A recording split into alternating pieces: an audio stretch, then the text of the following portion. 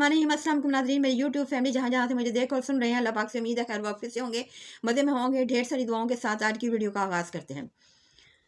आज मैं उस मौजू पे बात करूँगी जो मेरा ख्याल है मुझे करनी चाहिए और हर घर में इसकी अशद ज़रूरत है। अल्लाह ताला ने मर्द और ज़न को इसलिए पैदा किया है कि इंसान की एक तो एक दूसरे के लिए सुकून का बाहिस है और एक दूसरे के मुश्किल के साथी हैं। जहाँ मियाँ बीवी एक दूसरे के मुश्किल के साथी हैं, वहाँ खुशियों के भी साथी हैं। और इसी खुशियों भरी ज़िंदगी में अगर वो अपनी औलाद की तरबियत अच्छी तरह से कर दें तो वो औलाद उनके लिए जब तक वो दुनिया में रहेंगे और उनके जो दुनिया के जाने के बाद भी वो औलाद उनके लिए सदका जारिया बन जाएगी।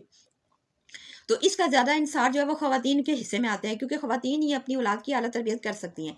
मर्द हज़रात तो रोज़गार कमाने के चक्कर में घर से बाहर रहती हैं और बच्चों का ज़्यादातर टाइम उनकी माँओं के साथ गुजरता है। अब यह माँओं पे मुनहसर है कि वो अपने बच्चों की कैसी तरबियत कर रही है, उनको इस माशरे में रहने के लिए कारआमद शहरी बना रही हैं या उसके बरक्स उनको नाकारा कर रही हैं। नाकारा करने से मुराद मेरी ये है कि उनको अपने ही बाप के ख़िलाफ़ उकसा रही हैं।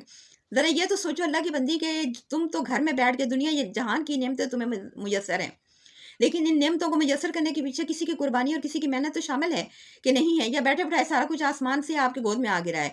तो खुदार अपने उन साथियों की कदर कीजिए जो इस सर्द और गर्म मौसम में अपनी ज़ात को पस से पुष्ट डालकर आपके लिए दुनिया जहान की नेमतें इकट्ठे करने में मसरूफ़ है। यकीनन रिज़्क़ का वादा तो अल्लाह ताला का है, लेकिन अल्लाह ताला ने इसको ज़रिया बनाया है। अल्लाह ताला ने किसी के ज़रिए से इस रिज़्क़ को अता करना है।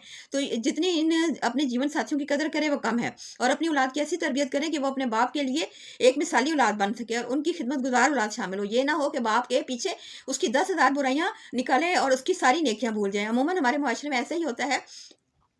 जब बच्चे बड़े हो जाते हैं तो उनकी माएँ उनकी ऐसी तरबियत करती हैं कि उनको अपना बाप बुरा लगता है और दुनिया जहान की बुराइयां उसमें समा जाती हैं। तो ज़रा ये तो सोचिए कि आप ये छोटे-छोटे कदम जो अब आप उठा के बड़े-बड़े कदमों में तब्दील हो गए, इसके पीछे क्या आप खुद ही थे? आप खुद ही इतने बड़े हो गए हैं, आपने खुद ही सारी एफर्ट कर ली है, आपको बैठे-बैठाए हर चीज़ मुयस्सर है।